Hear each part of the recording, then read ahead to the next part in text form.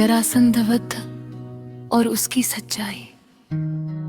मथुरा में कंस का अंत मेरे लिए एक शुरुआत थी, लेकिन ये शांति की गारंटी नहीं थी। जरासंध मगध का शक्तिशाली राजा था और कंस का मित्र था। वो मेरे लिए एक नया खतरा बनकर उभरा था। जरासंध का पहला हमला मथुरा पर तब हुआ था जब हम अभी कंस के वध की जीत का जश्न मना रहे थे। मैंने अपने माता पिता वासुदेव और देवकी को कारागार से आजाद किया था और मथुरा की गलियों में हंसी लौट रही थी। जरासंध से जुड़ा ये सारा घटनाक्रम उस वक्त का है जब मेरी उम्र लगभग 12 से 28 वर्ष के बीच रही थी।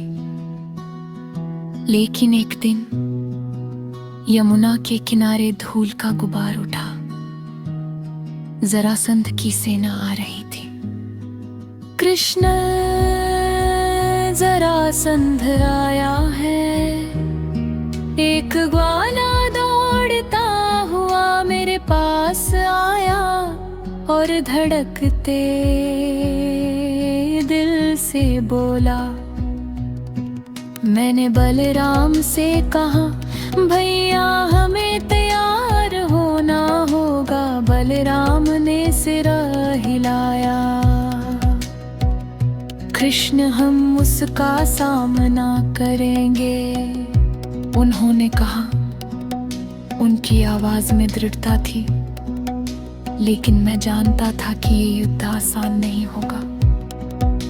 जरासंध की सेना विशाल थी, उसके सैनिकों की तलवारें चमक रही थी और उनके रथ मथुरा की दीवारों कंपाने के लिए काफी थे। मथुरा के लोग डर गए। कृष्ण, हम उसका मुकाबला कैसे करेंगे? एक व्यापारी ने पूछा। मैंने जवाब दिया, हम ताकत के साथ साथ बुद्धि से जीतेंगे। मैंने मथुरा के लोगों को एकत्र किया। जरासंध को हराने के लिए हमें मिलकर लड़ना होगा। उनकी आंखों में डर था, लेकिन मेरी बातों ने उन्हें हिम्मत दी। मैंने बलराम और अपने विश्वसनीय साथियों के साथ एक योजना बनाई। हमें जरासंध की सेना को थकाना होगा, मैंने कहा। मथुरा की गलियां तंग थी और हमने उनका इस्तेमाल किया। मैंने अपने योद्धाओं को छोटी छोटी टुकड़ियों में बांधा। हम रात में हमला करेंगे। जरासंध की सेना को नींद नहीं लेने दी गई। मैंने कहा, कृष्ण, मैं योद्धाओं को तैयार करूंगा। बलराम ने कहा, पहला हमला हालात में हुआ। हमने जरासंध की सेना को आश्चर्य में डाल दिया। मथुरा की गलियों में हमारी छोटी छोटी टुकड़ियां छिपी थीं और हमने उनके सैनिकों को थका दिया था। इस तरह से हमने जरासंध की सेना को बार बार थकाया और आखिरकार उन्हें पीछे हटने पर मजबूर कर दिया। लेकिन जरासंध हार मानने वाला नहीं था। उसने कई बार मथुरा पर हमला किया। हर बार हमने उसे रोका, लेकिन मैं जानता था कि ये सिलसिला लंबे समय तक नहीं चलेगा। मथुरा यमुना के किनारे थी और ये आसानी से हमलों का शिकार हो सकती थी। मैंने बलराम से कहा, भैया हमें एक नई नगरी बसानी होगी। बलराम ने जवाब दिया, कृष्ण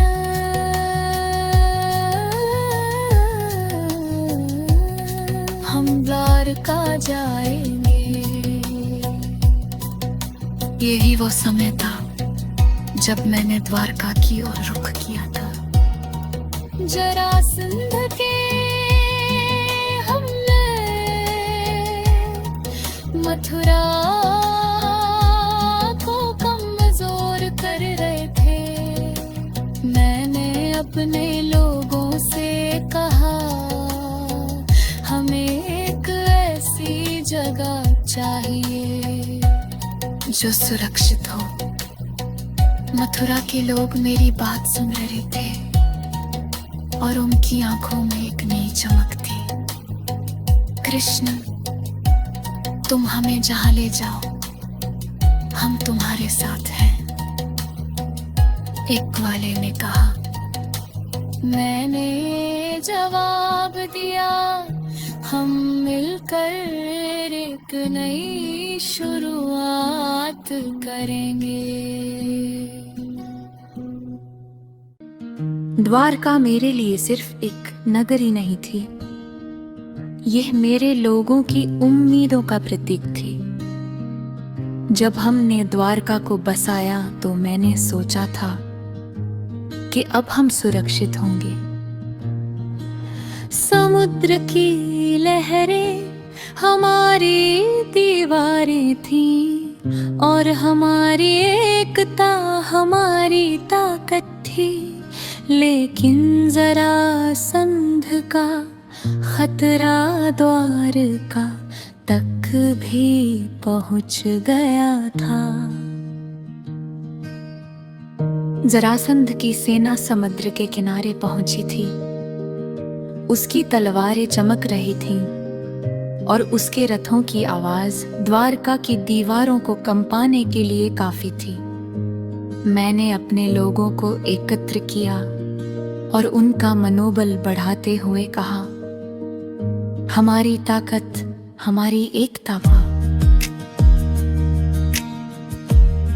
जरासंध को हराने के लिए हमें मिलकर लड़ना होगा।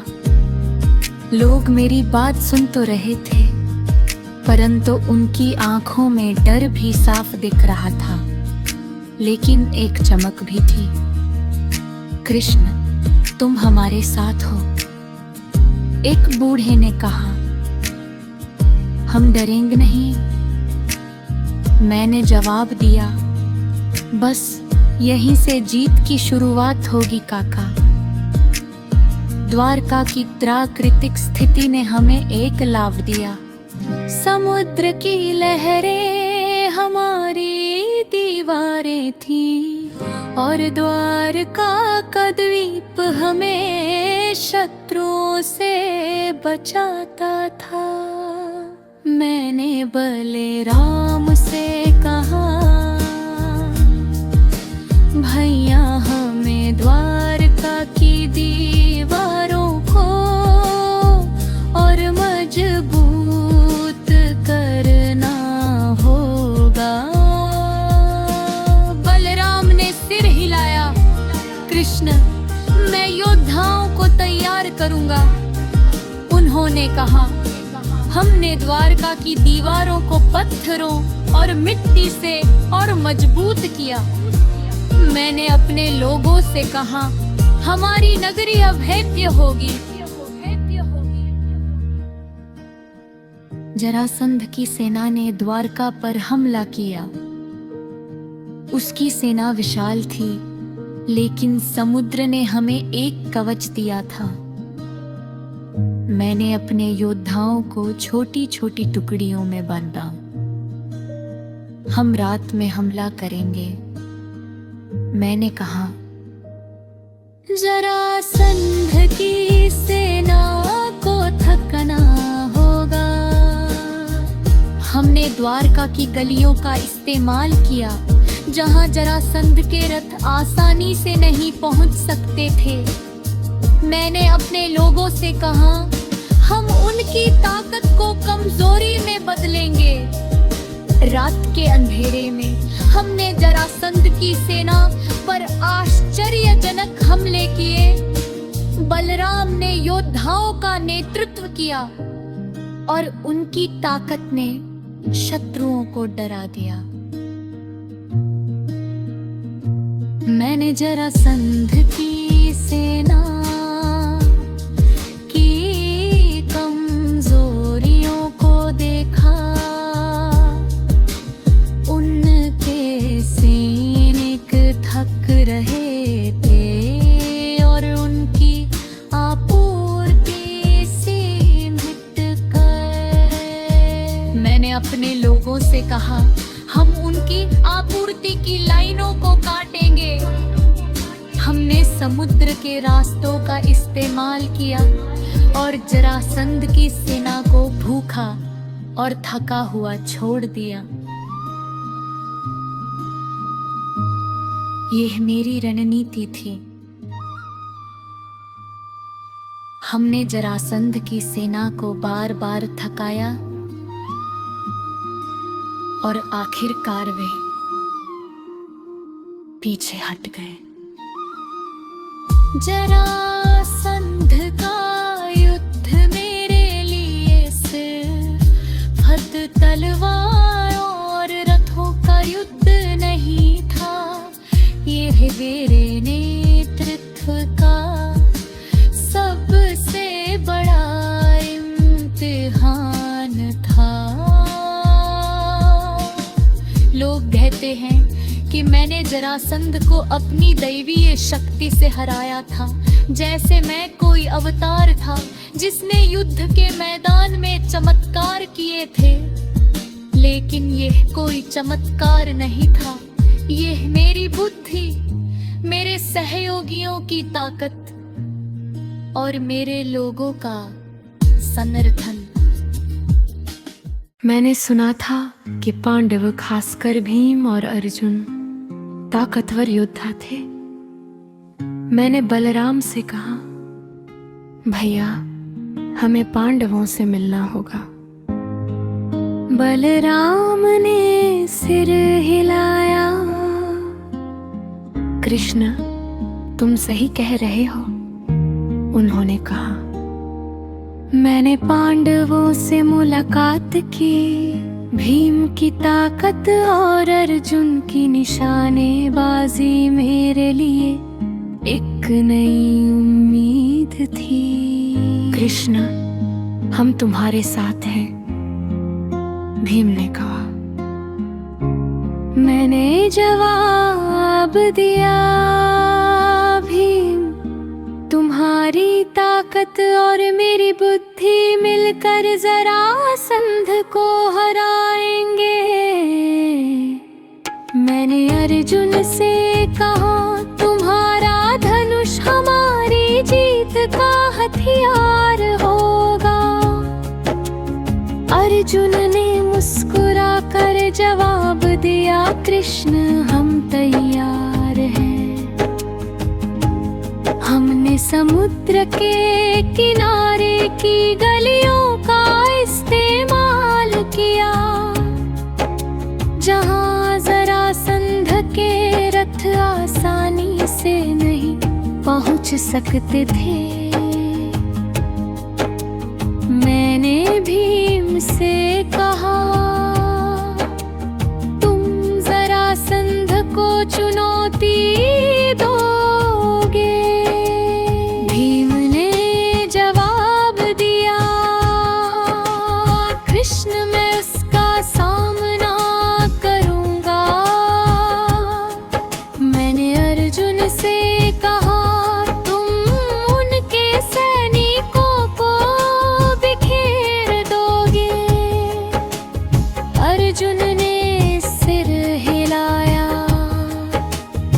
कृष्ण यह हो जाएगा, उन्होंने कहा।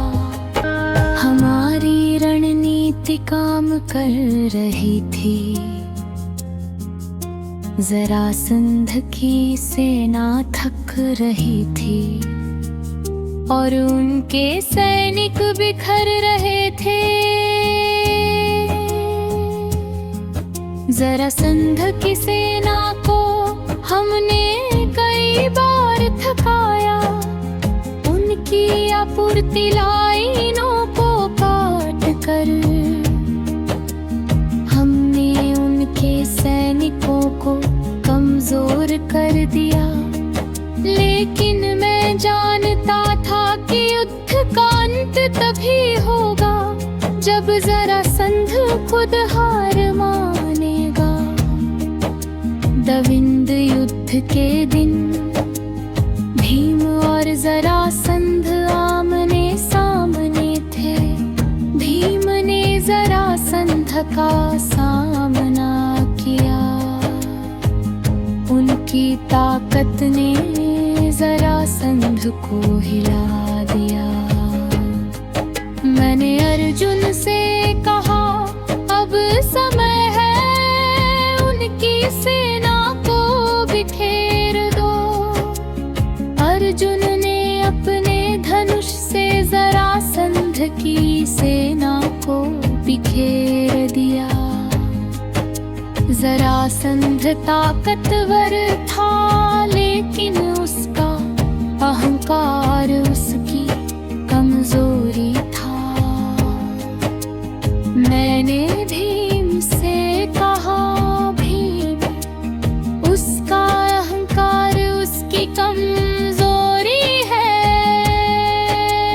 भीम ने सिर हिलाया, कृष्ण मैं उसका अहंकार तोड़ दूंगा, उन्होंने कहा। द्वंद्व युद्ध लंबा चला। भीम की ताकत और मेरी रणनीति ने जरासंध को कमजोर कर दिया। मैंने भीम को संकेत दिया, भीम अब समय है। मैंने कहा। भीम ने जरासंध को एक जोर की पटकी दी। उसके मुंह से एक जोरदार खून की धारा बह निकली और इस प्रकार जरासंध का अंत हो गया था। जरासंध का अंत मेरे लिए एक नई शुरुआत थी। द्वारका अब मेरे लोगों की उम्मीदों का प्रतीक थी। जरासंध के अंत के बाद मैंने अपने लोगों को एकत्र किया। हमने एक बड़ा खतरा हटाया है। मैंने कहा, लेकिन हमें द्वारका को और मजबूत करना होगा। लोग मेरी बात सुन रहे थे। मैंने बलराम से कहा, भैया, हमें ये सुनिश्चित करना होगा कि द्वारका अभेद्य रहे। बलराम ने सिर हिलाया। जरासंध का भय मथुरा, द्वारका के सभी लोगों के दिल से अब निकल चुका था, लेकिन परीक्षाएं अभी और भी बाकी थी। उन्हें भी पार करना अभी बाकी था।